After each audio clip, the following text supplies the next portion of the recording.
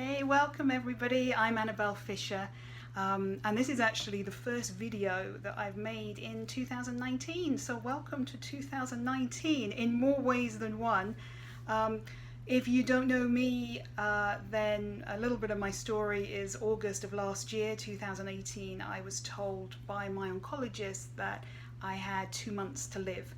So here we are now in January, so hang on, that's September, October, November, December, January. Yeah, so 5 months later I'm still here, still alive, still kicking, and the purpose of me doing these videos, although I've not done too many of them, I would like to change that. Sometimes I get so tired, it feels like a lot of energy is required, but I know that when I make videos, people tell me that they're really glad because they can see how I'm doing. So the reason for this video today at the beginning of January is to just check in, let you know how I'm doing.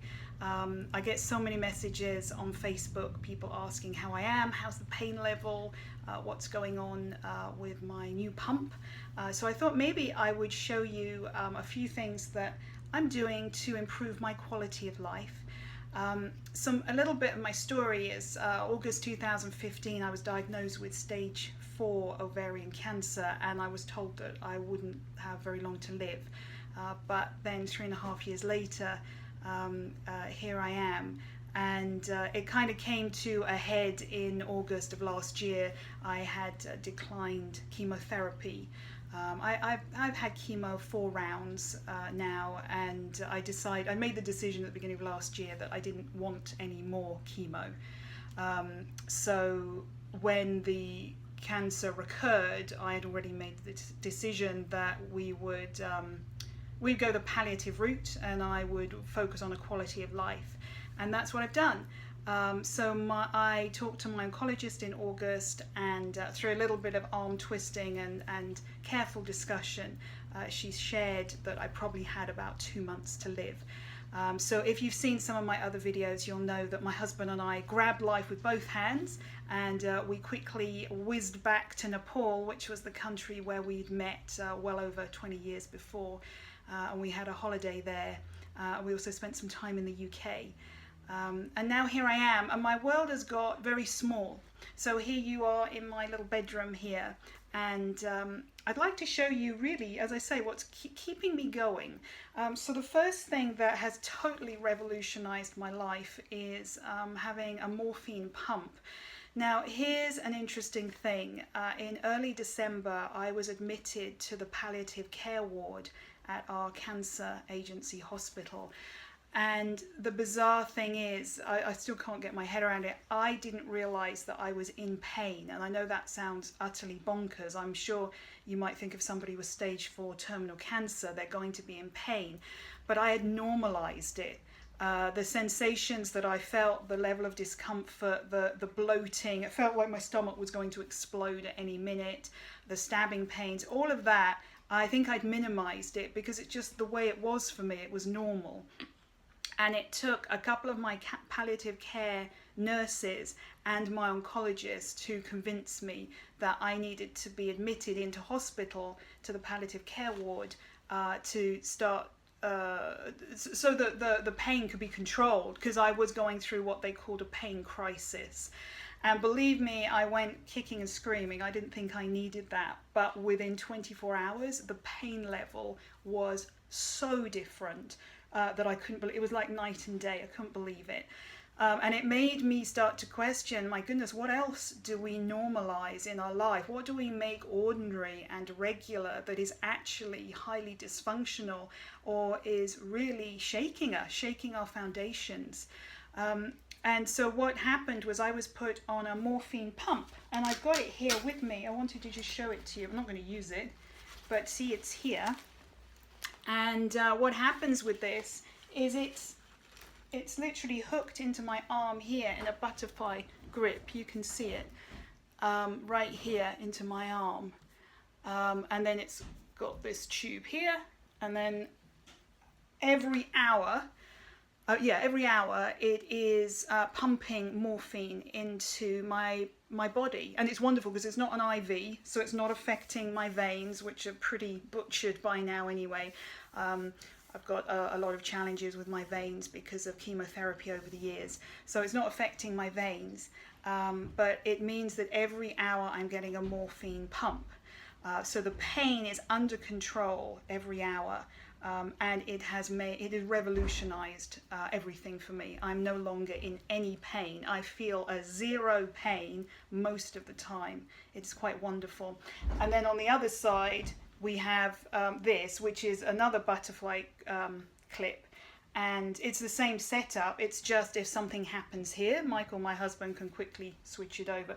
You can see all the bruising that's happened because of putting these butterfly grips in. It looks worse than it is. That doesn't hurt.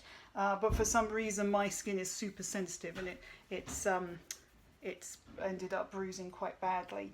But nonetheless, this is now what I go around looking like all the time. So you can imagine why I want to wear sleeves. But I'm showing you that. So I'm attached to this machine, and it's well worth it because, like I say, I don't have pain now.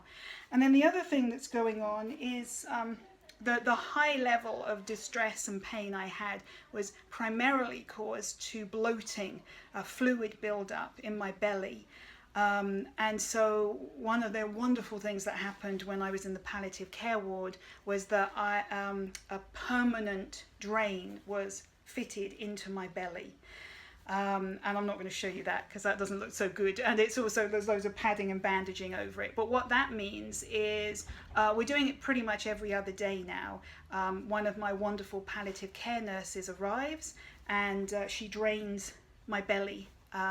And we're not getting that much fluid out, but at least it's something. And it is offering a little bit of literally breathing space around my diaphragm.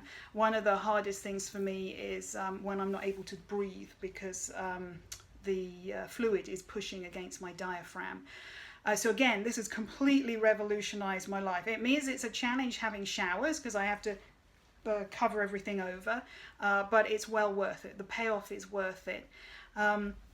So the main challenge I have now is eating. So what happened last night was Michael had cooked a wonderful dinner and it comes on quite fast. It just feels tighter and more bloated, almost as though you've had about 3 Thanksgiving or Christmas dinners in a row, and then there's no room and you feel like you're going to pop.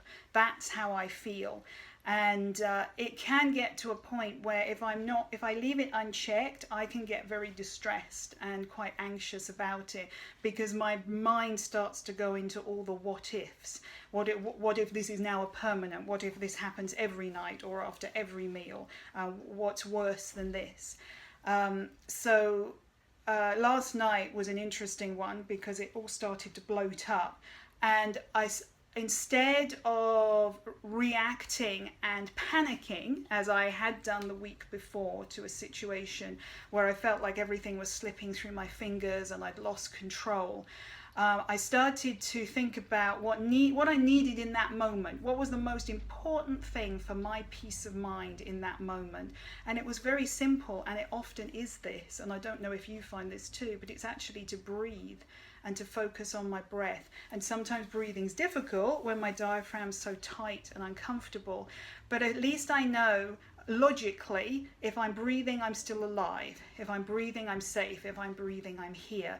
So I just kept asking myself, what do I need right now? I need to breathe. I just need to focus on the breath. All is well when I focus on this breath. And then I paused, and then I breathed.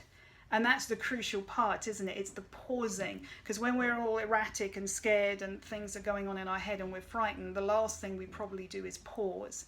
But I paused, and then I was able to breathe.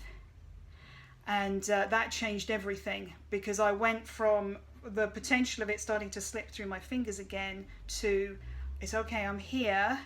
And I may not be able to control this outcome, but I can bloomin' well control how I'm going to respond to this outcome. And that's really where I'm wanting to move forward in this right now. This is the direction I'm going in, constantly reminding myself. It might even be on an hourly or even a minute basis sometimes. I am in control of the way I respond to this situation, whatever this situation is. And it's usually something at the moment going on in my body. that I don't understand, or I don't know why it's happening, or I've had it before and I'm scared because of that, and I'm locking back into the past and what it was like then.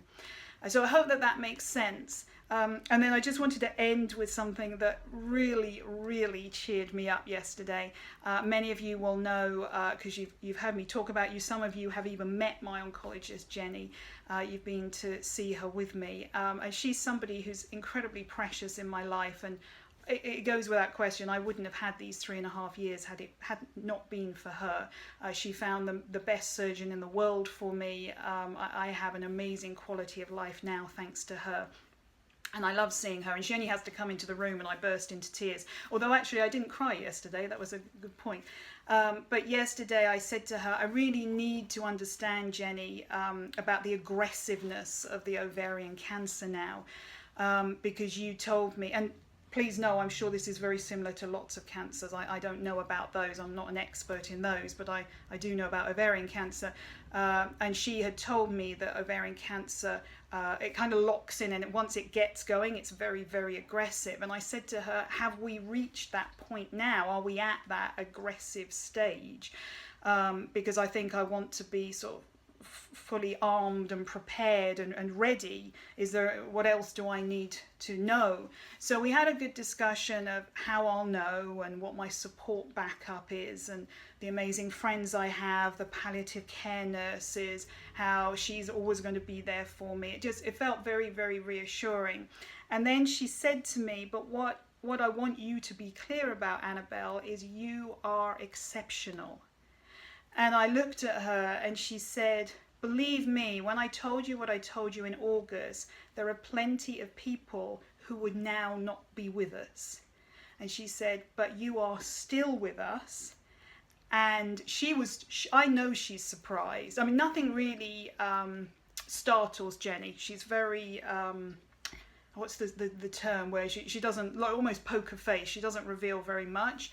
But I could tell she was pretty gobsmacked, and she said, you're still with us and you're not going anywhere at the moment. And she said, that is because of your spirit. And it's your spirit that continues to see you through this. So she said, I can't tell you now how long you have. We're going to take it incrementally month by month.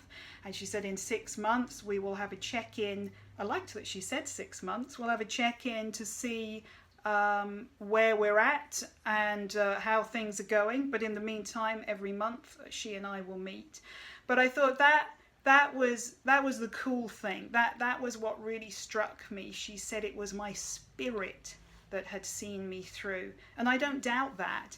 And I don't understand it. I can't claim to know. I haven't got a strategy. I haven't got a plan. But I do know, as I've said a lot of times, that I am deeply loved and I'm deeply supported, and that can't help but move me forward every day. It can't help but make me want to wake up every day with some kind of a spring in my step and get out of bed, and that's because of you. So thank you. Thank you for everything you do in supporting me, watching the videos, supporting me on Facebook. I do quite a lot of posts on there. Sometimes I find it easier to write than get behind the camera. Thank you for all your love and your encouragement all the way. So that's me. If you haven't friended me on Facebook, please do so. Or please let me know as well that you've seen the video, because sometimes people friend me, but I don't know how you know about me. And just continue making your one life count, because I know you have that spirit too. Just grab life with both hands and keep going, because I know that is what I'm doing in 2019. So big love to you, and bye for now. Mwah.